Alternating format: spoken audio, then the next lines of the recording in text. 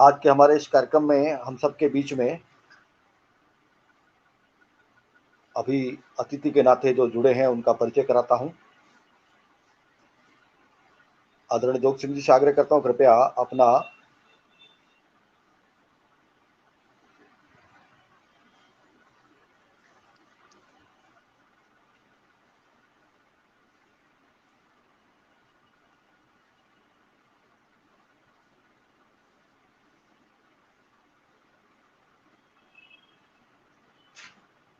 हम सबके बीच में आदरणीय जोग सिंह जी विराजमान हैं।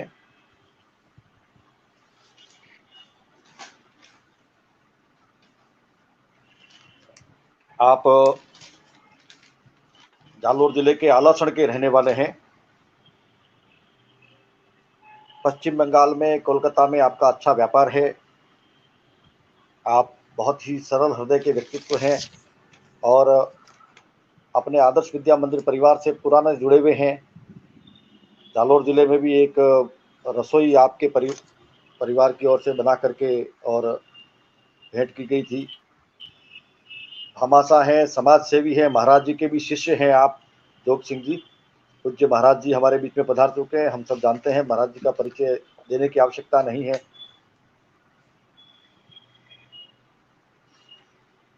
पूज्य गुरुदेव राजाराम जी महाराज के यशस्वी शिष्य पूज्य कृपाराम जी महाराज, आप ओजस्वी वक्ता हैं।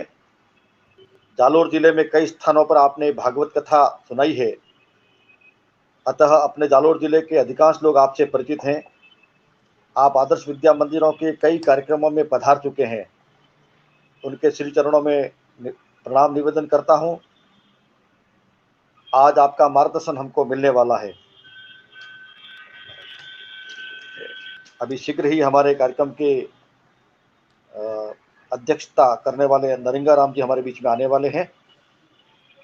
मैं हमारे जिले के जिला व्यवस्थापक आदरणीय जानकी प्रसाद जी जो हमारे बीच में उपस्थित हैं, आप सांचौर से हैं, चार्टर्ड अकाउंटेंट हैं। मैं उनसे आग्रह करता हूं कि कृपया आज के कार्यक्रम की और विद्या भारती परिवार की कुछ जानकारी हम सबके बीच में रखें।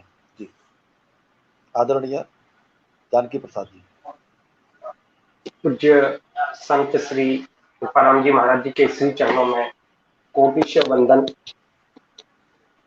ये हमारा अत्यंत ही सौभाग्य है आज युवा संत और मारवाड़ की जन जन के हृदय में बसने वाले पूज्य कृपाराम जी महाराज जी आज हमारे बीच में हम सबका मार्गदर्शन करेंगे। इस अवसर पर हमारे दानदाता बंधु जो विराजे हैं उनका भी मैं हृदय से अभिनंदन करता हूं, अभिवादन करता हूं। हमारा सौभाग्य है कि ये पुनीत अवसर आज हम सब विद्या भारती के कार्यकर्ताओं को प्राप्त हुआ है। मैं निवेदन करना चाहूंगा, अखिल भारतीय विद्या भारती संस्थान के बैनर में आदर्श शिक्षण संस्थान का ये एक पूरा तंत्र संचालित हो रहा है। राष्ट्रीय स्वयंसेवक संघ के मार्गदर्शन में संचालित होने वाली यह संस्था पूरे देश भर की गैर सरकारी शिक्षण संस्थान में सबसे बड़ी शिक्षण संस्थान है। आपको जानकर अत्यंत ही खुशी होगी, आज पूरे देश भर में आदर्श शिक्षण संस्थान के माध्यम से 25,000 से अधिक औपचारिक अनौपचारिक शिक्षा केंद्र पूरे देश भर में संचालित हो रहे हैं। आपको जानकर अत्यंत हर्ष होगा, भावी भारत के निर्माण का संकल्प मन में संजोए हुए विद्या भारती के कार्यकर्ता पूरे देश भर में हर वर्ष 30 लाख के लगभग बालक बालिकाओं को संस्कारित शिक्षा देने के लिए संकल्पित है। मैं आपसे निवेदन करूंगा कि आज पूरे देश भर में 5 लाख से अधिक हमारे दीदी जी, भैया जी इस कार्य में सतत साधना के साथ में इस कार्य को, भारत माता को विश्व गुरु के परम पद पर आरूढ़ करने के लिए लगे हुए हैं। महाराज श्री, मैं आपसे निवेदन करना चाहता हूं, जालोर भी इस मामले में कहीं भी पीछे नहीं है। आपको जानकर अत्यंत हर्ष होगा, आज हमारे जालोर जिले में पूरे जालोर के 31 विद्या मंदिर जो पूर्ण विद्या मंदिर है वो संचालित हो रहे हैं। साथ ही पूरे जिले में 28 संस्कार केंद्र संचालित हो रहे हैं। पूज्यवर, हम इन विद्या मंदिरों और संस्कार केंद्रों के माध्यम से भारतीयता, भारतीय संस्कारों की, संतों की, धर्म की, राष्ट्र की और हमारे बच्चों को स्वावलंबी बनाने की इस दिशा में टोली के साथ में, टीम के साथ में मिलकर सतत प्रयत्नशील है। आपको जानकर बहुत खुशी होगी, कोरोना काल के इस विकट दौर में भी विगत 2 वर्षों से हमारे विद्यालय के समस्त गुरुजनों ने ऑनलाइन वीडियो के माध्यम से, ऑनलाइन क्लासेस के माध्यम से तथा एक और अनूठा प्रयोग किया गया जिसमें हमारे दीदी जी, भैया जी 5, 10, 15 बालकों का समूह बना के उन्हीं के मोहल्लों में, उन्हीं के घरों में जाकर उनको निरंतर पढ़ा रहे हैं ताकि हमारे बालक बालिकाएं शिक्षा के अभाव में कहीं भी वंचित नहीं रह जाएं। उनका जो पोषण होना है, जो प्रोग्रेस होनी है, कहीं रुक नहीं जाए, इसके लिए सतत प्रयत्न कर रहा है। जुड़े रह गए। आपको जान, हाँ ठीक है, आपको जान, है ना बस। नरिंगा राम जी प्लीज वो अनम्यूट कीजिए। जी महाराज जी, मैं निवेदन कर रहा था कि मोहल्ला शिक्षण के माध्यम से आज हमारे पूरे जिले में हर गली मोहल्ले में हमारे लोग पहुंचकर और शिक्षा के माध्यम से बालक बालिकाओं को जोड़ रहे हैं, उनको संस्कारित करने का प्रयास कर रहे हैं। आप जैसे पूज्यवर संत श्री के आशीर्वाद से, हमारे दानदाताओं के आशीर्वाद से आज पूरे जालोर भर में अधिकांश हमारे विद्यालय दानदाताओं के सहयोग से स्वयं के भवन के साथ में संचालित हो रहे हैं। कुछ स्थान ऐसे हैं जहां अभी कार्य शेष है। मुझे पूर्ण विश्वास है आपके आशीर्वाद से, भामाशाहों के आशीर्वाद से हम उस लक्ष्य को भी शीघ्र ही प्राप्त करेंगे। महाराज जी, मैं इस अवसर पर आपके श्री चरणों में इतना ही निवेदन और वंदन करना चाहूंगा कि आप निरंतर हमारी संभाल लेते रहें, हमें मार्गदर्शन प्रदान करते रहें, हमारे बालक बालिकाओं को आशीर्वाद दें, जिससे हम सब लोग जिस कार्य के लिए लगे हैं उसकी यथेष्ट सिद्धि प्राप्त हो सके। मैं आपके श्री चरणों में वंदन करते हुए अपनी बात को विराम देता हूं। आज के कार्यक्रम के हमारे अध्यक्षता करने वाले आदरणीय नरिंगा राम जी चौधरी हमारे बीच में उपस्थित हो गए हैं। आदरणीय नरिंगा राम जी अपने जालोर जिले के सोमता गांव के रहने वाले हैं, व्यवसायी हैं। आप चेन्नई में विराजत रहे हैं, अभी चेन्नई में अपने व्यवसाय से वहीं से सीधे हमारे साथ जुड़े हैं। आप समाज सेवी हैं, आंजना चौधरी समाज के आप अध्यक्ष भी हैं चेन्नई के। मैं आपका स्वागत करता हूं, अभिनंदन करता हूं। कार्यक्रम को गति देते हुए मैं आदरणीय जोग सिंह जी से निवेदन करता हूं, कृपया अपना उद्बोधन प्रारंभ करें। आदरणीय जोग सिंह जी, उसके बाद पूज्य महाराज जी का आशीर्वाद हमको मिलने वाला है। गुरु महाराज जी वासी राम जी राम। प्रोग्राम बाजी चल को बाकी तो जो बात है बात करता गुरु जी, टाइम भी वेगी मिल लगा सब ख्याल की। आप लोग जो कहना वो चालू करो भाई। धन्यवाद जोग सिंह जी भाई साहब, बहुत संक्षिप्त उद्बोधन दिया जोग सिंह जी भाई साहब ने। मैं पूज्य महाराज जी से निवेदन करता हूं कि हम सबको आशीर्वचन प्रदान करें अपने मुखारविंद से और हम सबको लाभान्वित करें। पूज्य महाराज जी।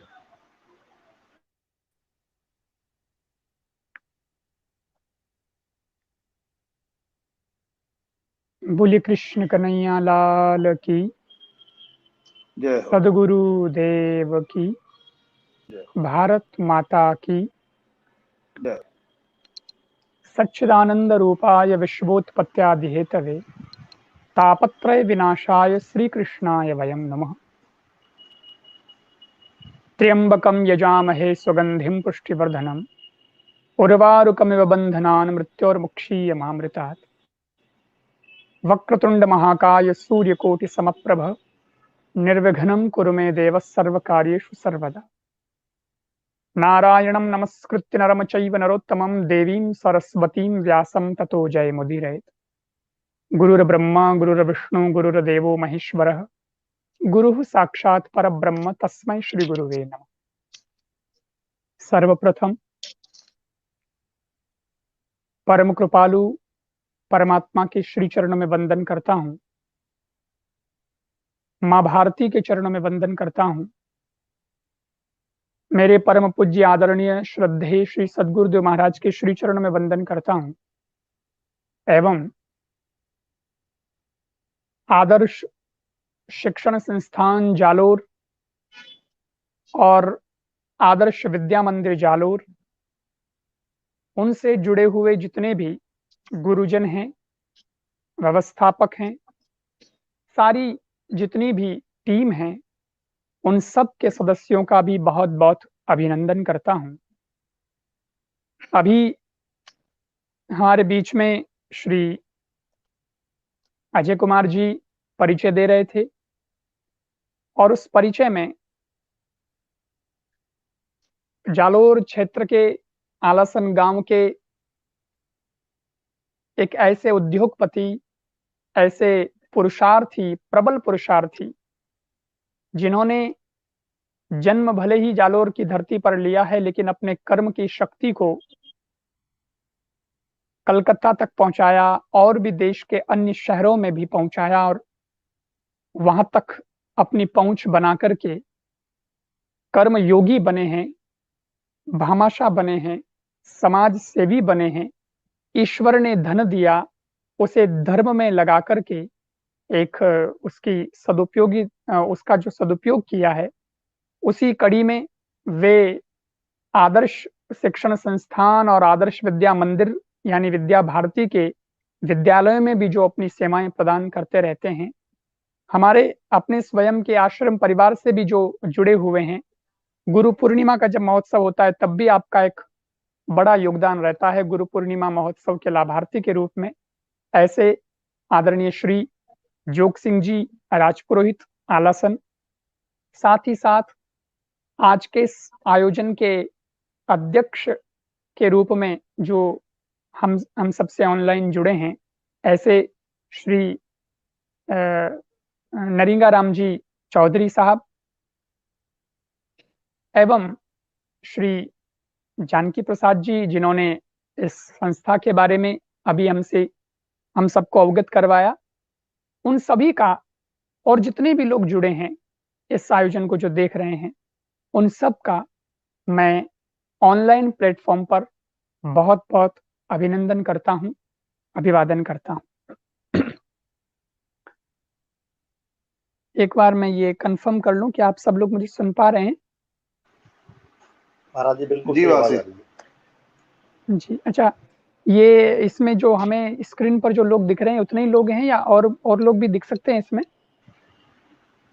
इसमें महाराज जी स्क्रीन पर भी दिखेंगे और उसके बाद में वो जो यूट्यूब पर लाइव हो रहे हैं वो भी देख रहे हैं, और तीसरा ये बाद में वीडियो बन जाएगा, बाद में भी देख सकेंगे तो। जी जी धन्यवाद। तो जितने भी लोग जुड़े हैं मैं उन सब का बहुत बहुत अभिनंदन करता हूं और मैं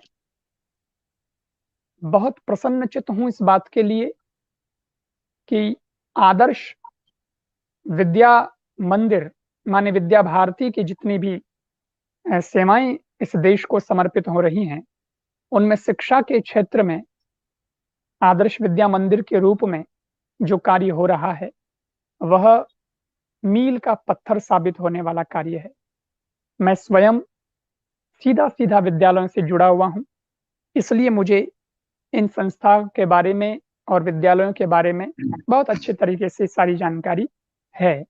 जालोर विद्या मंदिर में भी मेरा आना हुआ है और जिस प्रकार का विषय हमारे सामने अभी है कि कोरोना काल चल रहा है और ऐसे में बच्चे जो हैं वे विद्या मंदिर नहीं आ सकते हैं, विद्यालय में नहीं जा सकते हैं, कॉलेजेस में नहीं जा सकते हैं, वे घर पे ही ज्यादा रहते हैं और घर पे रहते हुए वे कैसे अपने शिक्षा और संस्कार, इन दोनों चीजों को अपने जीवन में वे हमेशा बना के रखें, सतत उनके जीवन में वह सब कुछ प्रवाहमान रहे, उस पर हमें बात करनी है।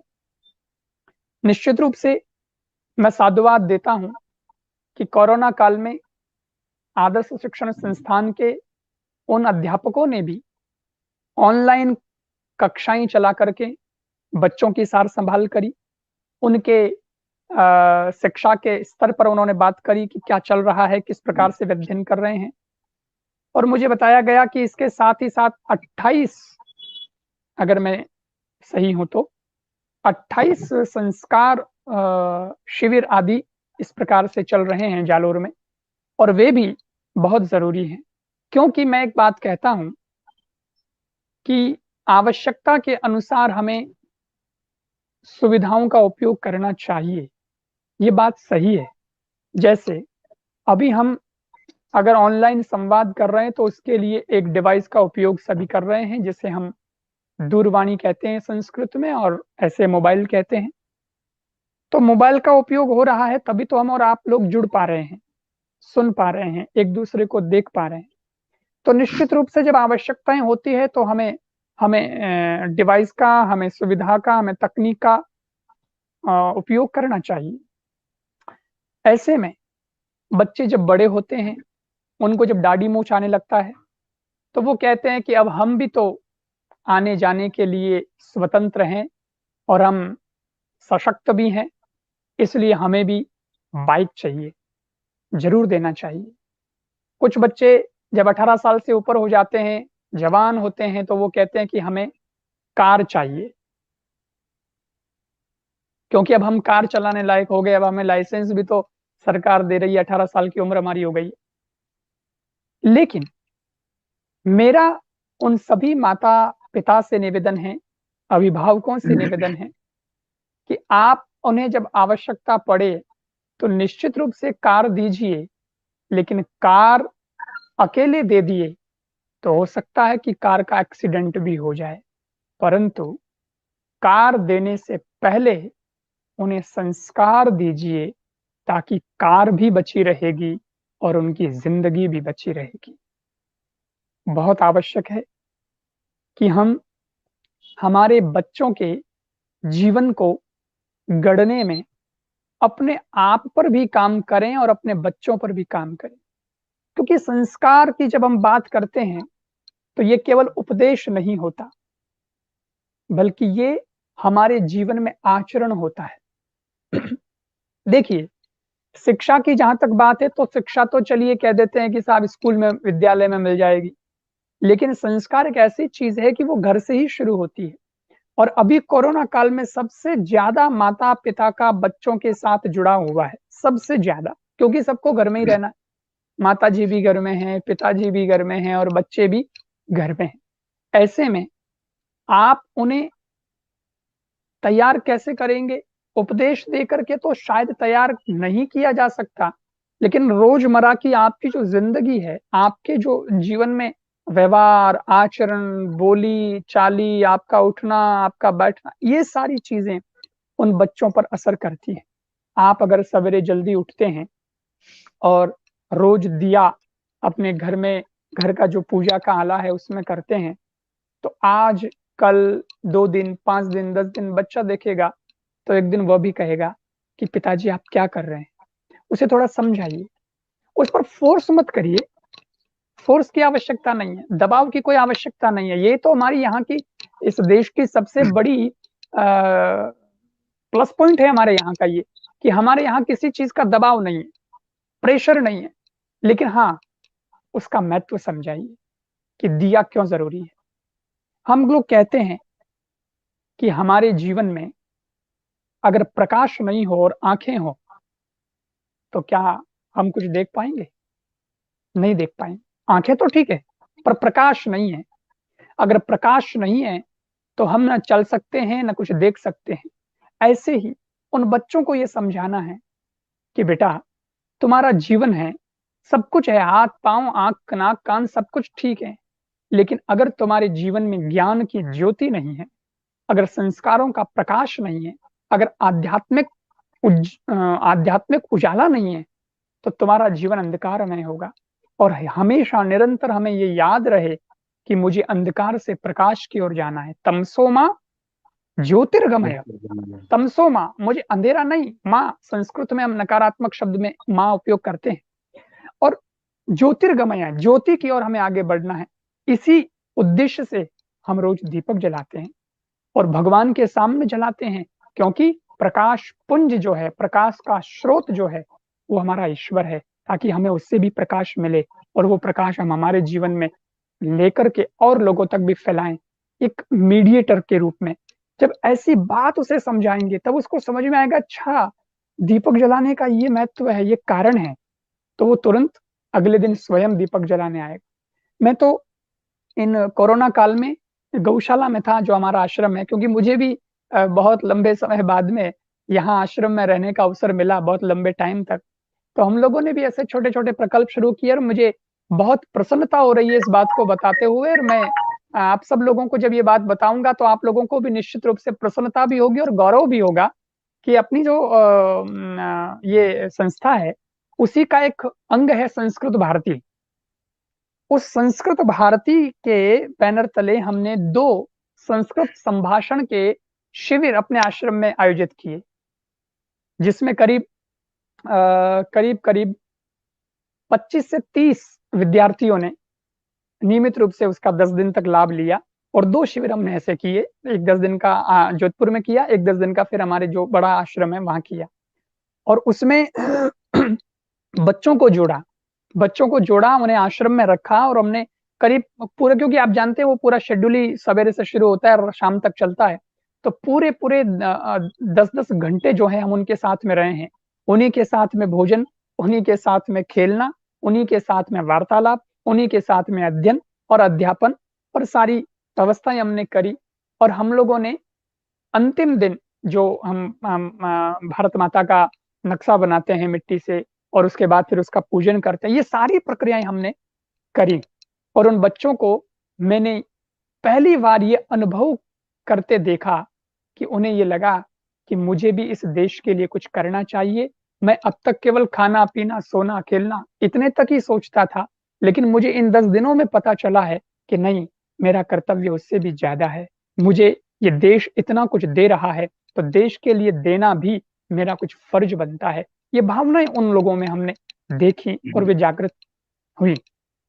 हमने गौशाला के अंदर फिर धीरे धीरे ये भी आह्वान किया लोगों को कि आप घर में बैठे बैठे परेशान हो गए हैं, तो कोई बात नहीं, आप किसी दिन जब आपका मन हो या कोई ऐसा अवसर हो तो आप पधारें आश्रम में, अपने परिवार के सहित आए, बच्चों को विशेष रूप से साथ लेके आए। जैसे कि बच्चे का जन्मदिन ही है तो भाई आश्रम आके मनाइए। जैसे कि कोई वर्षगांठ है, शादी की वर्षगांठ है, तो भी परिवार साथ में आ सकता है। और करना क्या है वहां? करना यह है कि उन बच्चों के हाथ से आप गौ माता को गुड़ खिलाइए, उन बच्चों के हाथ से जो है आप पेड़ लगवाइए, ताकि, और खेलकूद भी साथ में होना चाहिए, क्योंकि बाल मनोविज्ञान जो है उसको हमेशा हमें ध्यान में रखना पड़ेगा। एक बच्चे को समझाना है तो आप ये मत सोचिए कि बच्चा हमारे स्तर तक आएगा, हमें ही बच्चों के स्तर तक जाना पड़ेगा। आप झुक जाइए, आप उन बच्चों जैसे बन जाइए। तो हमने तो उनके साथ खेल कूद भी किया, क्योंकि खेल खेल में ही हम बच्चों को खिलना सिखा देते हैं और उनको खुलना सिखा देते हैं। और जब इस प्रकार की बातें हमने देखी तो धीरे धीरे वापस हमने उन परिवारों से फीडबैक लिया कि भाई अब आपके बच्चों में क्या परिवर्तन आया है। तो कई माता पिताओं ने हमें ये बताया कि महाराज जी, जब से आश्रम में आना हुआ है, जब से हम लोग, जब भी छुट्टी होती है तो बच्चों को खेलने का अवसर मिलना होता है तो हम आश्रम में ले आते हैं, क्योंकि वहाँ बड़ा परिसर है।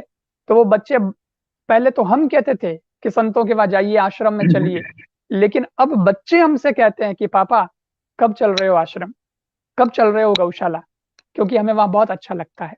इसका मतलब ये हुआ कि बच्चा जो है वो कोरा कागज है और उस पर आकृति कैसी होनी चाहिए वो हम तय कर सकते हैं। उन्हें थोड़ी सी दिशा देने की आवश्यकता है, और ये सब होगा हमारे आचरण से। मैंने बात शुरू की थी आचरण से, मैंने कहा उपदेश से अधिक आपको उनके साथ रहना है, अपने आप को थोड़ा बदलना है। आप सवेरे जल्दी उठते हैं, थोड़ा योग करते हैं, थोड़ा पूजा पाठ करते हैं, तो आपके बच्चे भी ये सब करना शुरू कर देंगे। हो सकता है इतने दिन ये चीजें नहीं हुई हो, क्योंकि इतने दिन सवेरे 6 बजते बच्चे को उठना है, स्कूल की बस आ गई है, उसको स्कूल चले जाना है, उसको पता ही नहीं होता था कि मेरे घर में पीछे माँ बाप क्या कर रहे हैं। अच्छी बात है, लेकिन अब जो समय है वो ऐसा समय है कि वो पल पल नजर रखता है कि मेरे माता पिता क्या कर रहे हैं, वो कैसे बोल रहे हैं, कैसे उठ रहे हैं। और अगर उनको हमें अच्छी दिशा देनी है तो स्वयं को भी परिवर्तन करना, स्वयं को भी परिवर्तित करना बहुत आवश्यक हो गया है। पहली बात। दूसरी बात मैं ये निवेदन करना चाहता हूं कि हम हमारे बच्चों को ये बताएं, क्योंकि कोई और बताने नहीं आएगा, हमें ही बताना पड़ेगा। और जो लोग और दूसरे लोग जिनके पास में बहुत बड़े प्लेटफॉर्म हैं, बहुत बड़ी संस्थाएं हैं, या जिनके पास में सारा साम्राज्य है, लेकिन उन लोगों ने हमेशा इस देश के साथ एक व्यापारिक संबंध रखा है, लेकिन उन्होंने कभी संस्कार देने का संबंध नहीं रखा है। जैसे आप देख लीजिए, यही मीडिया, यही फेसबुक, यही आपका यूट्यूब, तो ये फेसबुक इंडिया का तो नहीं है, यूट्यूब का मालिक इंडिया का तो, भारत का तो नहीं है। तो वो हमेशा यही सोचता है कि यूट्यूब से मैं भारत से जुड़ करके पैसा कमा लूं, लेकिन वो ये तो नहीं सोचेगा कि भारतीय संस्कृति जो है उसको ऊपर उठा लूं। इसलिए आज के बच्चों को क्या बताना चाहिए, ये वो लोग तय न करें, हम लोग तय करें कि हमारे बच्चों को देशभक्ति की कहानियां सुनाई जाएं, हमारे बच्चों को देशभक्ति की कहानियों के चलचित्र या उनकी मूवी दिखाई जाए, जिससे उन्हें ये पता चले कि महाराणा प्रताप कौन थे, स्वामी विवेकानंद जी कौन थे, भगत सिंह, उसकी कुर्बानी क्या रही। क्योंकि हम जानते हैं, इसका मतलब ये नहीं है कि हमारा बच्चा भी जानता है, उसको बताना पड़ेगा तभी वो जानेगा। लेकिन आज मुझे क्षमा करेंगे, लेकिन कई बार जब परिस्थितियां ऐसी होती हैं तब बड़ा दुख होता है, तो कहना पड़ता है और कहना चाहिए, ये मेरा फर्ज भी बनता है कि आज नेटफ्लिक्स पर कौन सी वेब सीरीज चल रही है वो तो बच्चों को पता है, उसकी सारी कहानी पता है, लेकिन भगत सिंह का जन्म कहाँ हुआ था, उसने अपने जीवन में कहां से प्रेरणा ली थी देश के लिए कुछ कर गुजरने की, वो इंसिडेंट उन्हें नहीं पता है, वो घटना से वो अवगत नहीं है। आज एक और बात में थोड़ा और ज्यादा गहराई से अगर चोट करूं तो मैं ये भी कहना चाहता हूं कि अभी अभी फिलहाल हाल ही में यूट्यूब पर और मोबाइल पर और व्हाट्सएप पर एक वीडियो वायरल हुआ छोटे बच्चे का, वो पता नहीं गुजरात का था, कहाँ का था, और बचपन का प्यार भूल नहीं जाना रे, ऐसा कुछ करके उस बच्चे का कुछ गाना गाया हुआ है, बहुत चला, आप लोग उससे अवगत होंगे शायद। और वो सब लोग उसको वायरल करते जा रहे हैं, उसके व्यूअर्स बढ़ते जा रहे हैं और लोग बड़े राजी हो रहे हैं। यहाँ तक कि मीडिया, देश का जो मीडिया है उसने भी इसे कवरेज किया, उसको कवर किया, और फिर अपने टीवी न्यूज चैनल जो हैं उनको पर भी बताया गया कि देखो एक छोटा सा बच्चा है और उसको जो है इतने लाखों व्यूअर्स मिल गए हैं और ये बच्चा ये गा रहा है। लेकिन सवाल ये है कि जब कोई संस्कृत का मंत्र वायरल नहीं होता और एक छोटा सा सामान्य वल्गर सा, जिसके शब्दों में खास कोई न तो देशभक्ति है न कोई ऐसी बात है, और वो वायरल हो जाता है, आखिर ऐसा क्यों? और इनको वायरल करने वाले लोग और उनकी मानसिकता कैसी है? मुझे लगता है कि ऐसा भी होता होगा कि ये यूट्यूब और ये जो भी विदेशी संस्थाएं हैं, ये लोग भी इस देश के अंदर संस्कृति में सेंध लगाने के लिए ऐसी चीजों को वायरल कर देते होंगे, एक एक सिस्टम के तहत, कि हाँ ये चीज वायरल हो, ताकि और जो दूसरे घर में छोटे बच्चे हैं वो भी इस प्रकार के गाने गाना शुरू कर दे। और ऐसा हो गया है, एक ने गाया तो अभी 10 जने और गाने लग गए, बच्चे छोटे छोटे, बच्चियां भी छोटी छोटी गा रही है, जिनको समझ भी नहीं है प्यार होता क्या है, लेकिन उनको भी ये शुरू करवा दिया कि तू ये गा, और वो जो है गा रहे हैं, उनको वायरल किया जा रहा है। और इससे क्या होगा कि जो दिखता है वो बिकता है, एक सीधा सा सिद्धांत काम करता है, सीधी बात है ना, जो दिखता है वो बिकता है। तो अब सब बच्चे अगर फिल्मी गाना देखेंगे और वही देखेंगे तो हर माता पिता भी चाहेगा कि मेरे बच्चे का भी नाम होना चाहिए, मेरा बच्चा भी टीवी न्यूज पे आना चाहिए, तो उसको भी गवाओ। अब वो ये नहीं देखते कि इसकी भाषा कैसी है, इस गाने के पीछे के भाव कैसे हैं, शब्द कैसे हैं, ये नहीं देखते। लेकिन अगर उसी जगह संस्कृत के श्लोकों को गवाया जाए और उन चीजों को अगर वायरल किया जाए, तो मैं समझता हूं कि उससे हमारे देश की संस्कृति भी बचेगी और हमारे देश का गौरव और हमारे देश के नौनिहाल बच्चों का प्रभाव पूरी दुनिया पर भी पड़ेगा कि ऐसे हैं भारत के बच्चे। और उसके लिए मैं एक ताजा उदाहरण देता हूं। मैं अभी 3 दिन पहले ऋषिकेश से आया हूं। तो ऋषिकेश में जब जा रहा था, मैं ट्रेन से गया था। तो जब मैं ट्रेन में जा रहा था तो मुझे कुछ भक्त लोग मिले, उनके बच्चे भी थे साथ में, वो लोग भी हरिद्वार जा रहे थे। और उनके बच्चे जब मुझे मिले तो कहा कि महाराज जी हमारे बच्चे हैं और ये आपको कुछ सुनाना चाहते हैं। तो मैंने कहा अवश्य, मैं तो एक मित्र की तरह उन बच्चों से मिलता हूँ, क्योंकि मेरा अभी यही काम है कि बूढ़े क्या कर रहे हैं क्या नहीं कर रहे हैं, इससे ज्यादा भी मेरे को बच्चों पर काम करना है कि मेरे मेरे साथी जो हैं, मेरे मित्र जो हैं वो क्या कर रहे हैं। क्योंकि मुझे तो एक पीढ़ी के साथ और समय अभी गुजारना है। अभी मेरी स्वयं की भी जीवन की शुरुआत हुई है, तो मुझे तो उन लोगों से संपर्क बहुत रखना है। तो मैं उनके साथ बहुत इंटरेक्शन करता रहता हूँ। तो मैंने सुना कि वो बच्चों ने श्रीमद् भगवत गीता के पूरे 12वें अध्याय को बोला, 20 श्लोक, फिर 15वें अध्याय के 20 श्लोक वो भी वहां पर बैठ करके उन्होंने ट्रेन में सुनाए। तो उसका फिर वीडियो हमने बनवाया, और वो वीडियो हमने हमारा जो फेसबुक पेज हैंडल होता है टीम के द्वारा, उस टीम को भेजा। और उसको मैंने कहा कि ये तुम चढ़ाओ, अपलोड करो।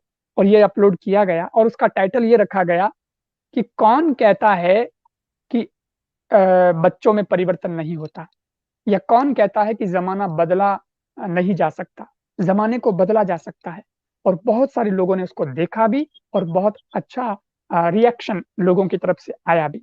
इसका मतलब ये तय हो गया कि आप जो देंगे वो देखा जाएगा, लेकिन उसके लिए काम हमें करना पड़ेगा। और मैं आपको एक एक संस्मरण और सुनाता हूँ। अभी का संस्मरण है। मैं ऋषिकेश में 21 दिन के लिए था।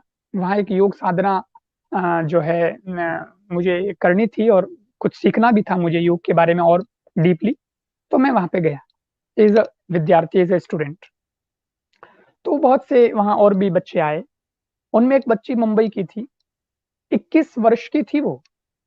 लेकिन जब वहां पर सूर्य नमस्कार करवाया गया तो कहा गया कि अपने दोनों हाथ जोड़िए, अपने दोनों हाथों को मिलाइए, हथेलियों को मिलाइए। एक भाषा होती है योग की, आसन करवाते हैं तब कि भाई अपने दोनों हथेलियों को मिलाइए, हाथ ऊपर उठाइए, ये करिए वो करिए। तो जब उसको कहा गया कि अपने दोनों हथेलियों को मिलाइए, तो उसने कहा कि ये क्या होता है हथेलियों को मिलाना। तो बोले हथेलियों को मिलाना ऐसे होता है, नमस्कार की मुद्रा।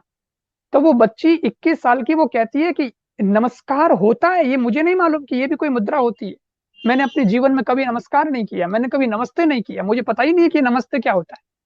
तब उसको 10 मिनट तक तो ये समझाना पड़ा कि हमारी देश की संस्कृति है नमस्ते करना।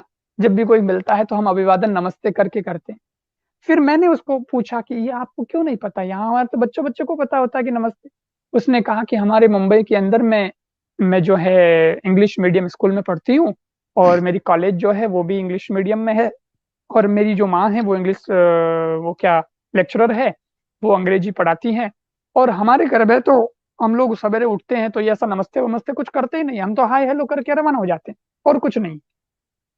तब मैंने कहा ओहो, ये इसमें आपका दोष नहीं है, आप तो 21 साल की बच्ची हैं, आपका क्या दोष है। लेकिन ये दोष तो उसका है जैसा माहौल आपको मिला है, जैसा आपको सिखाया गया वैसा ही आप सीखे हैं। परंतु मैंने कहा 21 दिन आपको मिले हैं ऋषिकेश में, और यहाँ सब कुछ भारतीय संस्कृति के अनुसार हो रहा है।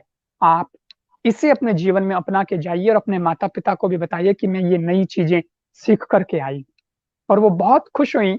जब जब विदा होने का समय आया, तब उसने कहा कि अब मेरे को बहुत संतुष्टि है, मुझे बहुत अच्छा लग रहा है, और मैं यहाँ से जो सीख के जा रही हूँ उससे मुझे बड़ी प्रसन्नता है। इसका मतलब क्या है? इसका मतलब यह है कि आप जैसा सिखाएंगे वैसे बच्चे सीखेंगे। हमारे देश की संस्कृति, हमारे देश के संस्कार ऐसे हैं। आपको एक बात और मैं बताऊं, मैं बिल्कुल नए नए ताजा ताजा उदाहरण जो मेरी सामने आंखों के सामने होते हैं, मैं उन बातों पर चर्चा कर रहा हूँ कि आजकल एक दुनिया में ये भी हो रहा है कि ना, आपको अगर बड़ा जेंटलमैन बनना है, बहुत बड़ा अगर आपको विद्वान कहलाना है, तो आपको अंग्रेजी तो आनी ही चाहिए। अगर अंग्रेजी नहीं आएगी तो आप विद्वान नहीं बनेंगे। कोई बात नहीं, मैं मानता हूँ अंग्रेजी का विरोध नहीं है, मैं भी विदेश जाता हूँ तो मुझे भी उन लोगों को थोड़ा फॉलो करना पड़ता है, और अंग्रेजी में बात करनी पड़ती है, कोई बात नहीं। लेकिन अपने आप को इतना इतना सशक्त बनाना पड़ेगा हमें कि हम ही अंग्रेजी क्यों बोलें भाई, हम ही अंग्रेजी क्यों सीखें।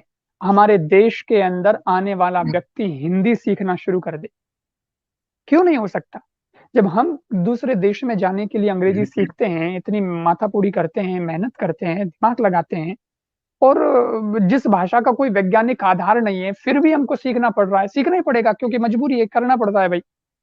लेकिन हमारी हिंदी और हमारी संस्कृत तो इतनी वैज्ञानिक भाषा है, क्यों नहीं हम उसका प्रचार करके और लोगों को ये कहें कि अगर हमसे बात करनी है तो हिंदी सीखिए, अगर हमारे शास्त्रों को जानना है तो संस्कृत सीखिए, और फिर हम आपको उसके एक एक अर्थ को खोल के दिखाएंगे। ये लेवल, ये स्तर भी हमें तैयार करना पड़ेगा। क्योंकि अभी मैं जब वहां ऋषिकेश में था तो एक लड़की आई हुई थी स्पेन से, वो है तो भारतीय लेकिन स्पेन रहती हैं, तो वो भी योग सीखने के लिए आई। तो मैंने कहा कि आप तो विदेश रहती हैं, आपको तो बहुत अच्छी इंग्लिश आती होंगी। बोले नहीं महाराज, मेरे को इंग्लिश अच्छी नहीं आती, क्योंकि हमारे जो स्पेन, जिस देश में मैं रहती हूँ, उस देश का नियम है कि स्पेन में रहना है तो आपको स्पेनिश ही बोलनी पड़ेगी, प्रायोरिटी स्पेनिश को देनी पड़ेगी। पहली बात स्पेन है, उसके बाद अंग्रेजी है। अगर मजबूरी हुई तो अंग्रेजी बोलेंगे, नहीं तो स्पेनिश में ही बात करनी है। और इसीलिए मुझे स्पेनिश तो अच्छी से आती है, लेकिन मैं इंग्लिश जो है वो इतनी मेरी पावरफुल नहीं है, और मुझे इस बात का कोई दुख भी नहीं है। मैंने कहा वाह, कमाल की बात बताई आपने हमें।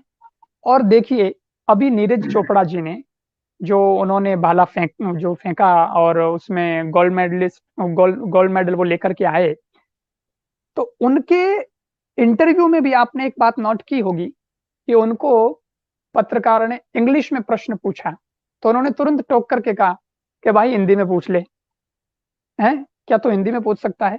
तो उसने पलट करके फिर हिंदी में बात करना शुरू कर दिया, पत्रकार ने भी। तो तब देश की भाषा का गौरव बढ़ा पूरी दुनिया में कि देखो कि हमारे अंदर वो टैलेंट है कि हम जो चाहें वो कर सकते हैं, बदल सकते हैं दुनिया को, और अपने देश की संस्कृति का गौरव भी बढ़ा सकते हैं। आपके घर के बाहर जब कार खड़ी रहती है तो ये कार कितने लाख की है, उससे आपकी संपत्ति का पता चलता है कि आप कितने धनवान हैं। किंतु घर के बाहर कार को देख करके संपत्ति का पता चलता है, पर घर के अंदर संस्कार को देख करके संस्कृति का पता चलता है कि हम संस्कृति से कितने संपन्न हैं और कितने संस्कारवान हैं। और यही सब कुछ बताने के लिए हम उपस्थित हुए हैं, एकत्रित हुए हैं। और ऐसे में जितने भी अभिभावक हैं उन सब से मेरा ये निवेदन है कि ये जो समय है ये भारत का समय है, और भारत 21वीं सदी में व्यापारिक क्षेत्र में हो, चाहे राजनीतिक क्षेत्र में हो, चाहे धार्मिक क्षेत्र में हो, धार्मिक में, आध्यात्मिक में तो भारत का कोई मुकाबला ही नहीं है, दुनिया का कोई देश नहीं कर सकता साहब मुकाबला। लेकिन थोड़ा लोग सो गए थे, थोड़ा पाश्चात्य संस्कृति हावी ज्यादा हो गई थी, इसलिए हम लोग थोड़ा सा चूके।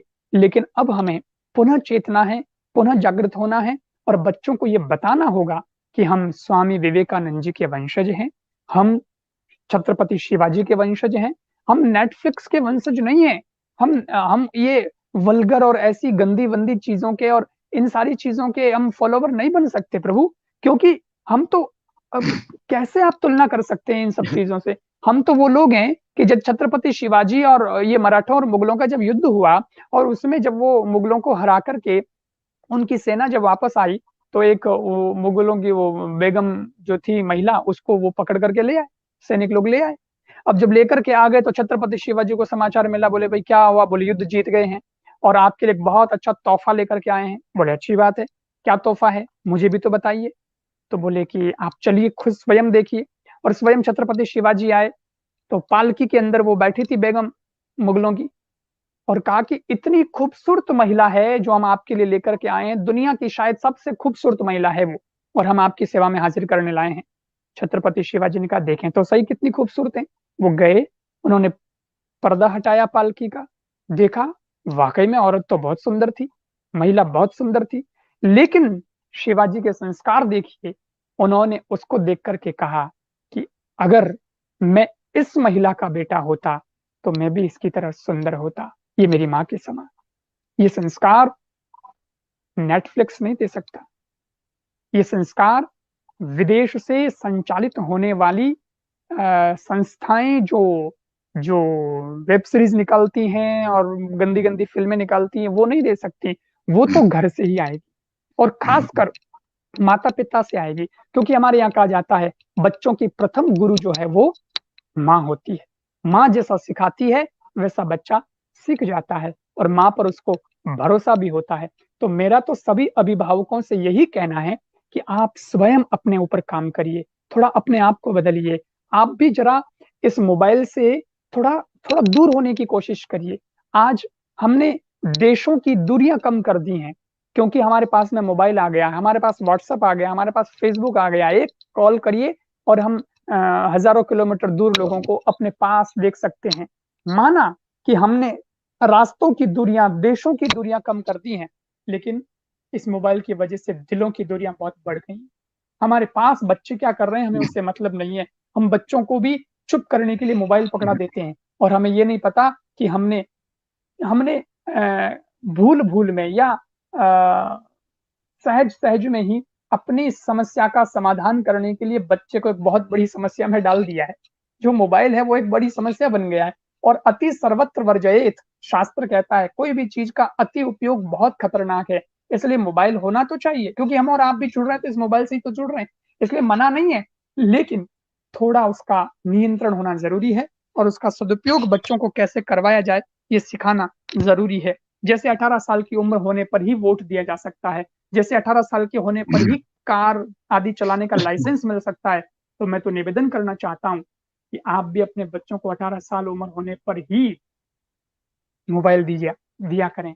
लेकिन क्या करें, सुविधाएँ ऐसी हो गई हैं कि अब बच्चों को देना पड़ता है, ऑनलाइन क्लास भी चलती है, लेकिन उस पर अगर माता-पिता की नज़र नहीं होगी, तो बच्चे हैं, वो बहक जाएँगे। हमें हमारे बच्चों को बहकाना नहीं है, बल्कि हमें हमारे बच्चों को महकाना है और संस्कृति के संस्कारों की महक से महकाना है। उसके लिए माता-पिता का एक बड़ा फ़र्ज़ है, जो निभाना है और साथ ही साथ विद्यालय के स्तर पर जो विद्या भारती ने कार्य किए हैं, कर रही हैं और अभी भी इस कोरोना काल में जो आपने एक बीड़ा उठाया है कि जहाँ तक हो सके हम अच्छी वाइब्स, अच्छी तरंगें बच्चों तक पहुँचाएँ। तो ये जो संस्कार शिविर आदि चलाने का कार्य किया है, उसके लिए मैं बहुत, बहुत प्रसन्नचित्त हूँ और आज के इस कार्यक्रम में आप लोगों ने मुझे याद किया, उसके लिए भी मैं बहुत अनुग्रहित हूँ। मैं पुनः-पुनः आदर्श शिक्षण संस्थान जालोर और आदर्श विद्या मंदिर जालोर और सभी पूरी जो समिति है, उन सभी का मैं बहुत-बहुत अभिवादन करता हूँ और साथ ही साथ जो भामाशाह जुड़े हैं, उनका भी मैं बहुत-बहुत अभिनंदन करता हूँ, क्योंकि आप जब धनवान बनते हैं, तब लोग आपको धनी कहते हैं। लेकिन जब वही धन कमा करके आप अच्छे कार्य में राष्ट्र के लिए समर्पित करते हैं या राष्ट्र के लिए कार्य करने वाली संस्थाओं में समर्पित करते हैं, तब आप न केवल धनी कहलाते हैं, बल्कि आप धन्य भी कहलाते हैं।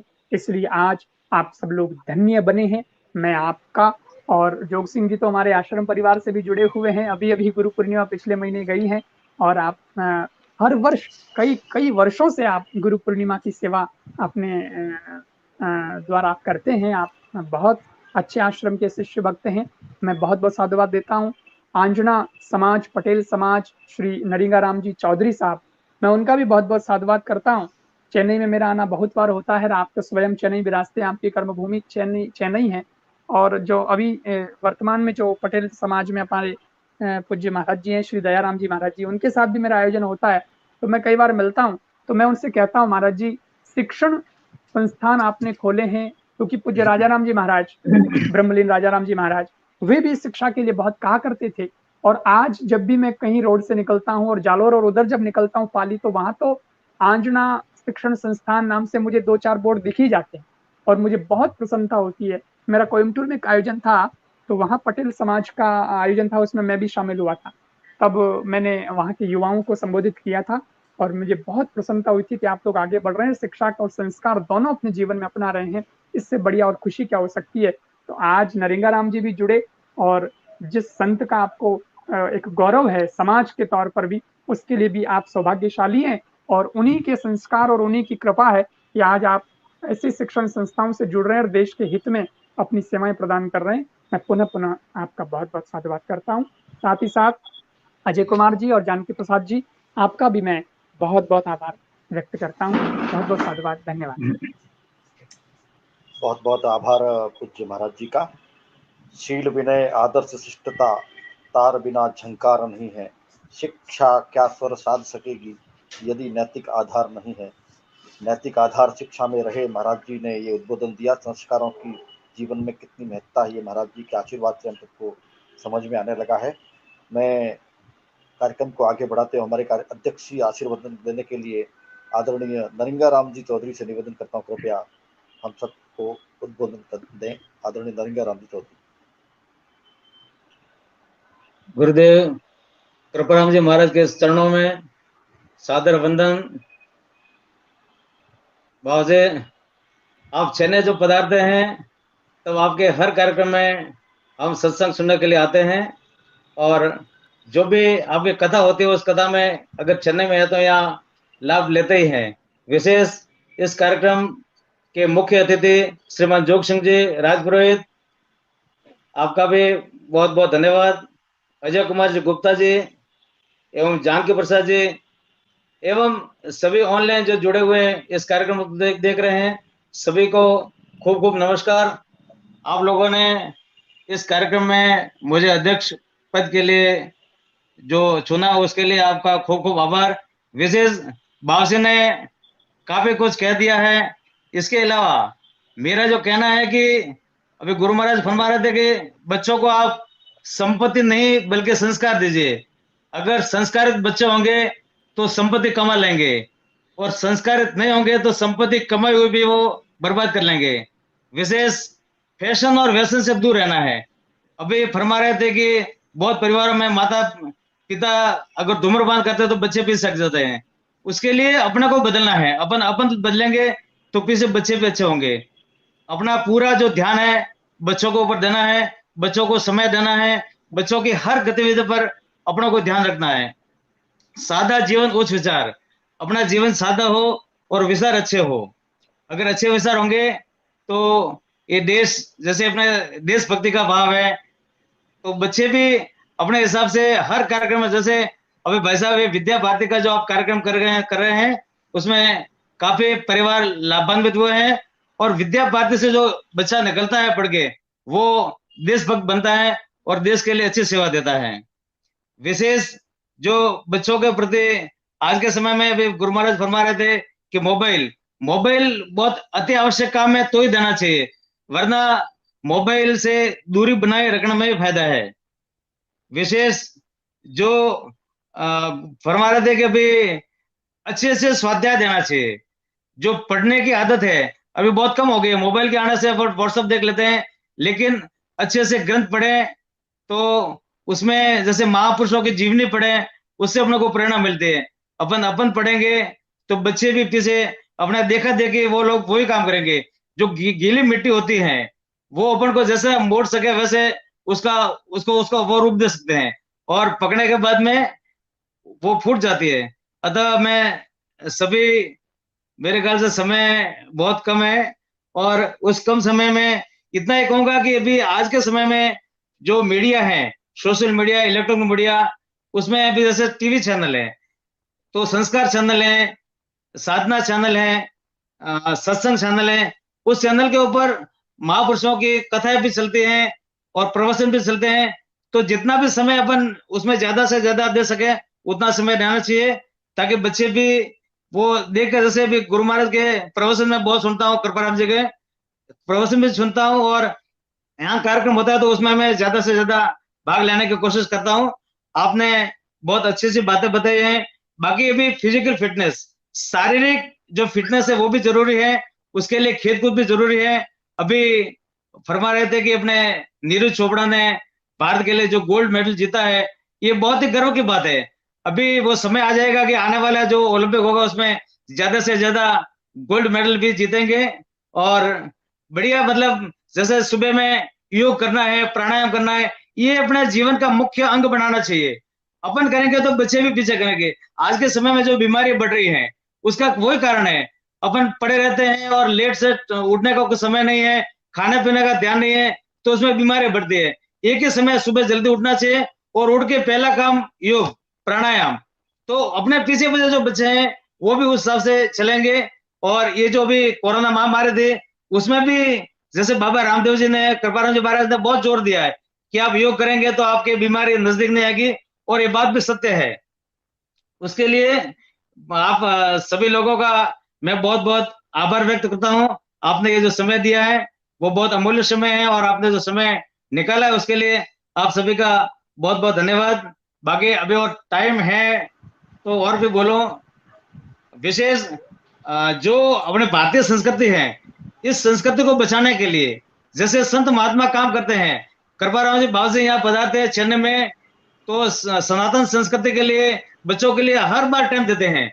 यहाँ अपने हनुमान जी भी काम चलाते हैं, तो हनुमान जी के शिविर में जाते हैं और बच्चों का प्रोत्साहन बढ़ाते हैं, समझाते हैं।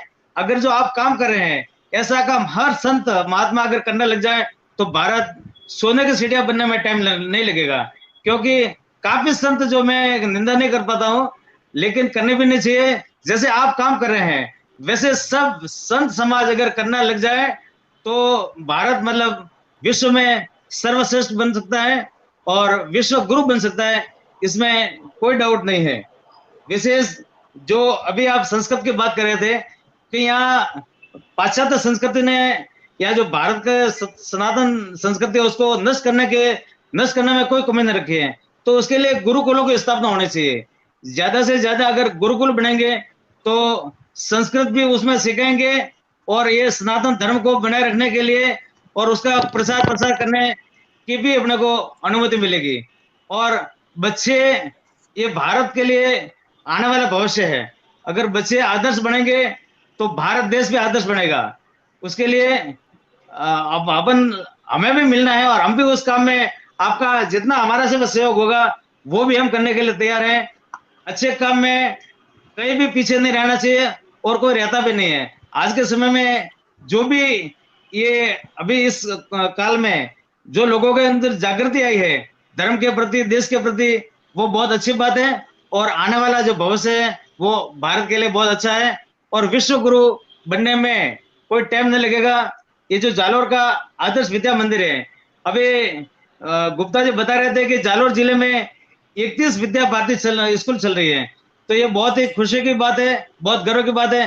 भारत के अन्य राज्यों में भी इस तरह से ये जो प्रकल्प चल रहे हैं ये बहुत बढ़िया है, और इसी से भारत मजबूत होगा और आने वाला जो भविष्य है वो अच्छा रहेगा। हमारे को इस कार्यक्रम में जुड़ने में थोड़ी देर हुई है, मैं उसके लिए क्षमा चाहता हूं। और आप लोगों ने जो सहयोग दिया है और इस कार्यक्रम में बुलाने के लिए, उसके लिए आपका बहुत बहुत धन्यवाद। वैसे भी समय का मेरे को पता नहीं चल रहा है, और बोलना है तो हाँ गुप्ता जी। जी जी जी, बहुत अच्छा उद्बोधन आपका हुआ भाई साहब जी। हाँ गुप्ता जी, बढ़िया। आवाज मेरे ख्याल से थोड़ी बराबर नहीं आ रही होगी। नहीं, एकदम सही आई आवाज भाई साहब, बिल्कुल आपका प्रेरणादायी सारी बातें आपने की है, महाराज जी की बातों को ही आपने लेते हुए हम आदर्श विद्या मंदिर की ओर से यही सारा प्रयास कर रहे हैं। स्वावलंबिता, देशभक्ति और नैतिक जन उत्थान, शिक्षा से हो प्रकट देश में भारत वंदेगान, शिक्षा के माध्यम से भारत माता पुनः विश्व गुरु बने, इस काम में आदर्श विद्या मंदिर परिवार पूरा लगा हुआ है। पूरे देश भर में सारे आचार्य, सारे अभिभावक, हम सब इसी काम के लिए लगे हुए हैं, ऐसे बालकों का निर्माण करने के लिए लगे हुए हैं। मैं आदरणीय जानकी प्रसाद जी हमारे जिला व्यवस्थापक जी से निवेदन करता हूँ, कृपया आगंतुक अतिथियों का आभार व्यक्त करें। आदरणीय जानकी प्रसाद। पूज्य कृपाराम जी महाराज जी के श्री चरणों में पुनः वंदन करते हुए हृदय की गहराइयों से पूरे आदर्श विद्या मंदिर परिवार की ओर से आपको वंदन करते हुए आपका आभार व्यक्त करता हूं। आपने अपने व्यस्ततम समय में पधार कर और हम सब लोगों का मार्गदर्शन किया। मैं आपका इसलिए भी आभारी हूं कि आपके आज के जो वचन हैं ये अगर हम सब लोगों के जीवन में आते हैं तो निश्चित रूप से हमारे बालकों की ऐसी पीढ़ी तैयार होगी जो इस राष्ट्र की सेवा में लगेगी।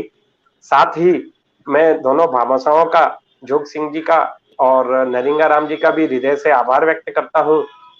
आप से मैं विशेष तौर से ये निवेदन करूंगा, आप जब भी आपके बंधुओं के साथ मारवाड़ पधारें तो एक समय अपने विद्या मंदिरों को देखने के लिए जरूर आप निकालें और वहां पधार के हम लोगों को उत्साहवर्धन करें। इस कार्यक्रम के माध्यम से जितने भी लोग जुड़े हुए हैं उन सबका भी मैं आभार व्यक्त करता हूं। हमारे पूरे विद्या मंदिर परिवार के समस्त भैया जी, दीदी जी, प्रबंध कार्यकारिणी के समस्त सदस्य, हमारे छात्र छात्राएं, जितने भी लोग जुड़े हैं, उन सबका मैं हृदय से आभार व्यक्त करता हूं। और मैं आपको ये विश्वास दिलाता हूं पूज्य महाराज जी, हम इस ज्योत को हमेशा जलाए रखेंगे। हमारे समस्त प्रयासों को समाहित करके इस राष्ट्र भक्ति के महाप्रकल्प में, भारत माता के पूजन के इस प्रकल्प में कहीं भी पीछे नहीं रहेंगे। शिक्षा के माध्यम से और अध्यात्म और संस्कार के माध्यम से भारत विश्व गुरु बने, ऐसा संकल्प हमने देखा है। इसको हम साकार करने में अपनी आहुति यथेष्ट प्रदान करेंगे। आपका पुनः पुनः आभार, धन्यवाद जी। बहुत बहुत धन्यवाद आदरणीय जानकी प्रसाद जी। सर्वे भवन्तु सुखिनः, सर्वे सन्तु भवन्तु निरामया, सुखिनः, सर्वे भद्राणि पश्यन्तु, मा कश्चित् दुःखभाग् भवेत्। ओम शांति शांति शांति। सबका बहुत बहुत आभार, आप सब जुड़े इसके लिए मैं फिर से आप सबका आभार व्यक्त करता हूँ। धन्यवाद। जी भाई साहब, धन्यवाद। धन्यवाद।